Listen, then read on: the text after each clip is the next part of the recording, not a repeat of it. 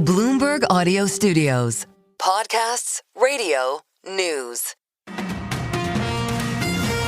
Good morning, I'm Nathan Hager. And I'm Karen Moscow. Here are the stories we're following today. Karen, the lift in futures comes on optimism on the trade front. The European Union says it has agreed to accelerate negotiations with the U.S. to avoid a transatlantic trade war. The move comes after President Trump extended his deadline to hit the EU with 50% tariffs by more than a month to July 9th to allow for more negotiations. We get more from Bloomberg's Oliver Crook. It has been very difficult to get any idea of where the kind of hard points of negotiation are. The EU has put forward a number of proposals, probably all, somewhat too abstract for the Trump administration, which is really just concerned with big dollar figures and sort of big wins. And of course, the difficulty the EU has is it is an institution that is not, singularly best optimized to negotiate with an administration that can move very, very quickly and very mercurially because there are 27 different member states. Bloomberg's Oliver Crook says President Trump's 50% tariff threat would hit $321 billion worth of goods trade between the U.S. and the EU. Nathan, let's get the latest now in the trade war with China. Bloomberg News has learned Chinese President Xi Jinping's government is considering a new version of its Made in China 2025 campaign to boost production of high-end technological goods. Policymakers are also looking to maintain the share of manufacturing and gross domestic product at a stable level over the medium to long term. And Karen, President Trump is airing more frustration with Russian President Vladimir Putin. I'm not happy with what Putin's doing. He's killing a lot of people, and I don't know what the hell happened to Putin. I've known him a long time, always gotten along with him, but he's sending rockets into cities and killing people, and I don't like it at all, okay? The president says he is absolutely considering sanctions against Russia. That's as it launched its largest drone barrage yet against Ukraine over the weekend. The Kremlin is dismissing the president's comments as an emotional reaction. Meantime, German Chancellor Friedrich Merz says Ukraine now has permission from its allies to strike deep inside Russia. He says that includes weapons provided by the U.S. Previously, the U.S. had authorized use of its ATACMS missile system in Ukraine's border regions with Russia. Nathan, President Trump is ramping up his fight with Harvard University even further. In a Truth Social post, the president said he's thinking of diverting $3 billion in grants from the Ivy League institution to trade schools across the country. The president wrote, quote, "What a great investment that would be for the USA." The Trump administration has already frozen $2.6 billion in federal research money for Harvard and moved to block it from enrolling foreign students. Harvard won a temporary court order against that ban. The university has called all these moves to change its governance and diversity practices an infringement on academic freedom. Let's turn back to markets now, Karen. Bonds are rallying worldwide. That's after Japan indicated that it's looking to stabilize its debt market after weeks of rising yields. The move from Japan suggests it is trying to stabilize a market where relentless selling has pushed bond yields to record highs. A sale of 20-year debt last week got the weakest demand in more than a decade. Nathan, shares of U.S. Steel are up almost 2% this morning. President Trump has reversed himself and appears to have given his blessing to a deal with a Japanese industrial heavyweight. And we get more with Bloomberg's John Tucker. John, good morning. Yeah, good morning, Karen. President Trump announced a planned partnership between U.S. Steel and Japan's Nippon Steel, claiming it would create at least 70,000 jobs and add $14 billion to the U.S. economy. Well, steel workers like Glenn Thomas reacted to the news. I'm elated, overjoyed. I'm happy for all the families that are going to be able to keep sending their kids to college, paying their mortgages, and feeding their families. However, investors, executives, and diplomats are still unsure of what exactly the president agreed to. His unexpected announcement on Friday stopped short of explicitly endorsing Nippon Steel's proposed $14.1 billion cash takeover of U.S. Steel, instead asserting that the company would remain in America. This follows 17 months of negotiations, and after a 21% jump on Friday, again, U.S. Steel shares this morning are up 1.7%. In New York, I'm John Tucker, Bloomberg Radio. Okay, John, thank you. One of the biggest events this week comes tomorrow when NVIDIA reports its quarterly results. The chip-making giant is seen as a bellwether for so-called growth stocks and the sustainability of the artificial intelligence boom. Its outlook will be crucial, given macro risks and tariff uncertainty. We get more from Bloomberg Intelligence Global Head of Tech Research, Mandeep Singh. Overall, look, the market is still undersupplied, and NVIDIA chips are still the most performant when it comes to accelerators that you need for AI. So from that perspective, I mean, NVIDIA still has that moat when it comes to the AI accelerator market. Mandeep Singh of Bloomberg Intelligence notes NVIDIA shares have surged 39% since they hit a 52-week low on April 4th. This morning, they're up nearly 3%. We turn to the economy now, Nathan, and the head of the Minneapolis Fed says rates should stay on hold until more clarity emerges from the trade war. Neil Kashkari spoke with Bloomberg in Tokyo. Is it going to be clear enough by September? I'm just not sure right now. Ultimately, we'll have to see what the data says, but we'll also have to see how the negotiations are going. Minneapolis Fed President Neil Kashkari is not a voting member of the policy-setting Federal Open Market Committee this year. Stick with Bloomberg for full coverage of the Federal Reserve. Today, we speak with Richmond Fed President Tom Barkin. That's at 9:30 Wall Street time on Bloomberg Radio, Bloomberg Television, and the Bloomberg Podcast page on YouTube. Well, Karen, the head of the European Central Bank, Christine Lagarde, says the White House's erratic policies are an opportunity for the euro. She suggests the U.S. could be undermining the dollar's role as the world's reserve currency. In a speech this morning, Lagarde said this could be the moment the euro goes global. Moments of change can also be moments of opportunity. The ongoing changes create the opening for a global euro moment. And this is a prime opportunity for Europe to take greater control of its own destiny. But let's not fool ourselves. It is not a privilege that will be bestowed upon us. ECB President Christine Lagarde is calling for a closer single market and more joint EU financing to make the bloc more financially attractive. And we stay in Europe, Nathan. HSBC has fired more than 24 of its top analysts. Bloomberg has learned the cutbacks are mostly in Europe and include global head of fixed income research, Stephen Major. Time now for a look at some of the other stories making news in New York and around the world. And for that, we're joined by Bloomberg's Michael Barr. Michael, good morning. Good morning, Karen. British police say an incident in which a minivan hit crowds celebrating Liverpool's soccer victory is not being treated as terrorism. Merseyside police said a 53-year-old man believed to be the driver has been arrested, and they are not looking for anyone else. Authorities say 27 people were taken to the hospital, with 2 suffering serious injuries, and another 20 were treated at the scene for minor injuries. Nick Searley is the chief fire officer for Merseyside Fire and Rescue. On arrival, the crews were met with numerous injured people and 4 persons trapped under a vehicle. Our crews rapidly lifted the vehicle, removed 3 adults and 1 child from beneath, and passed them to our ambulance service colleagues. The crash happened at the end of the team's bus parade through the city after winning the Premier League this season.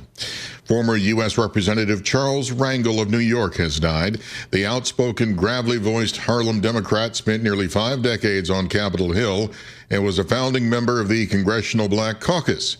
Former New York Republican Congressman Peter King says despite his prominence, Rangel stuck close to his roots. We were in different parties, but we were good friends. He was loyal. He was a true patriot.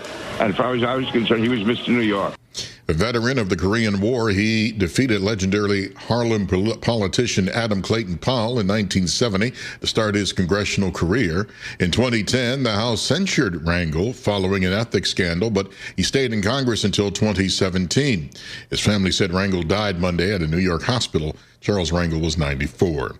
Louisiana's Attorney General says that 3 more people who'd escaped from a New Orleans jail earlier this month have been captured, leaving 2 escapees at large. Rafael Guiniachi of the New Orleans Metropolitan Crime Commission is worried about public safety for a couple of reasons. The fact that 200 officers have been working, trying to find this, means that their other responsibilities have suffered. Meanwhile, 9 people face charges of assisting in the escape or hindering the apprehension of the prisoners. Global news 24 hours a day and whenever you want it with Bloomberg News Now. I'm Michael Barr, and this is Bloomberg. Karen. All right, Michael Barr, thank you. Time now Now for the Bloomberg Sports Update, here's John Stashower. John, good morning. Good morning, Karen. The Yankees spending the week in Southern California, 3 games with the Angels, then the weekend World Series rematch with the Dodgers. In Anaheim, the Angels let off the game with a home run. It was 1-1, 4th inning. Yanks had the bases loaded and their shortstop at the plate. Driven to center field and deep. Taylor back, still back. It's over his head and one hop up against the wall. Grisham scores.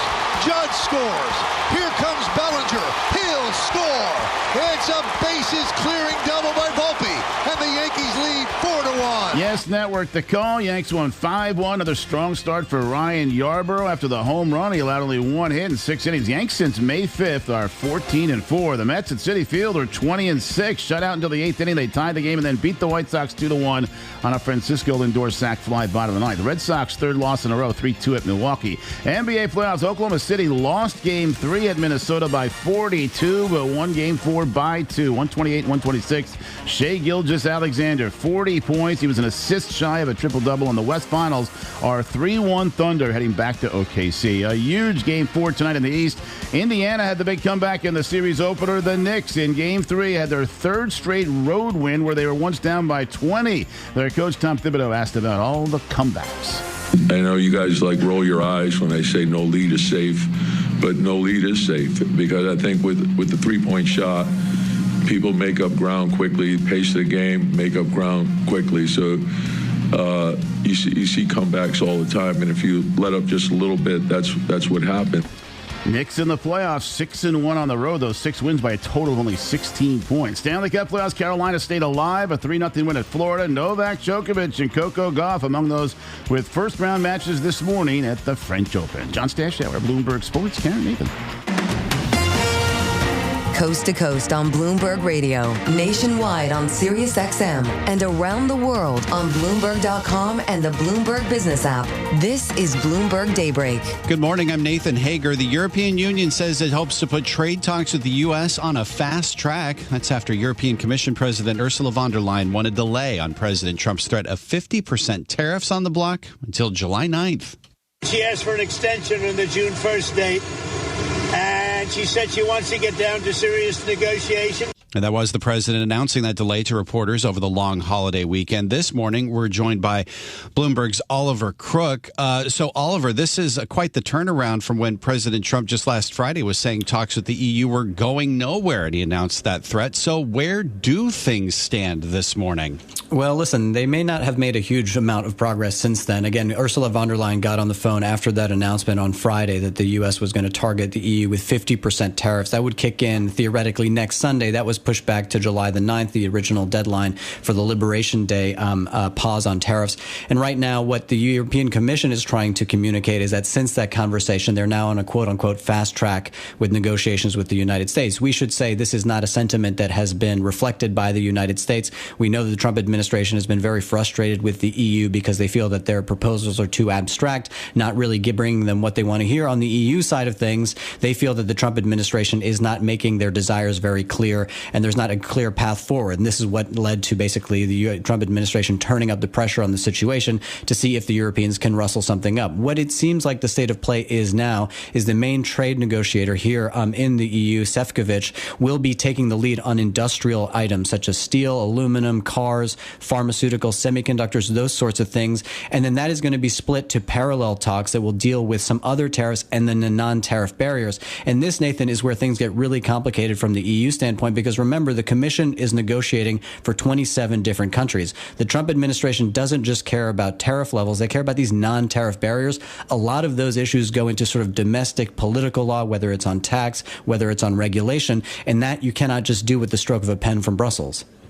Even without a stroke of a pen, all this raises the question, Oliver, of whether July 9th is enough time in and of itself. That's just a little bit more than a month away. Yeah, I think it is a very, very big question. And I think that the Trump administration's gamble on all of this stuff is that it's going to hurt their counterparts more than it's going to hurt them. And that'll probably be true for the European Union because they run a trade surplus of about $200 billion worth of goods with the United States. That being said, according to the calculations that our economists do here at Bloomberg, it could cost, in terms of U.S. GDP, if you do hit the EU with 50% tariffs, about 0.6 percentage points of growth. And it would also be inflationary for the United States. So I think think it is in both interests to get this trade deal through. This is $1 trillion worth of trade every year. This is the biggest trading relationships that exist across the world. But that is also the reason that both sides need to be happy with the outcome, because there's so much money at stake here that both sides need to be satisfied with what they get out of this deal, and they're going to be living with it potentially for a very long time into the future. So in our last minute, Oliver, what are we looking for next, particularly when the U.S. is focused as well on trade negotiations with Asian nations, as well as most in the foreground, China?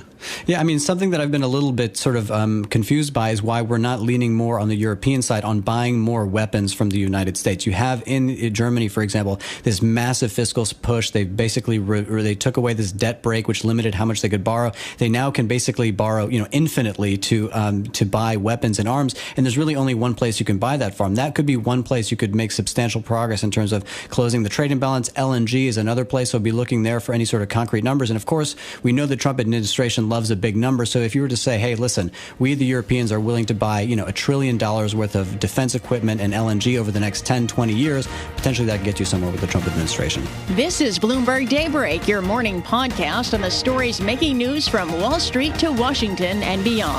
Look for us on your podcast feed by 6 a.m. Eastern each morning on Apple, Spotify, or anywhere else you listen. You can also listen live each morning starting at 5 a.m. Wall Street time on Bloomberg 1130 in New York, Bloomberg 99.1 in Washington, Bloomberg 92.9 in Boston, and nationwide on Sirius XM Channel 121. Plus, listen coast to coast on the Bloomberg Business app, now with Apple CarPlay and Android Auto interfaces. And don't forget to subscribe to Bloomberg News Now. It's the latest news whenever you want it, in 5 minutes or less. Search Bloomberg News Now on your favorite podcast platform to stay informed all day long. I'm Karen Moscow. And I'm Nathan Hager. Join us again tomorrow morning for all the news you need to start your day right here on Bloomberg Daybreak.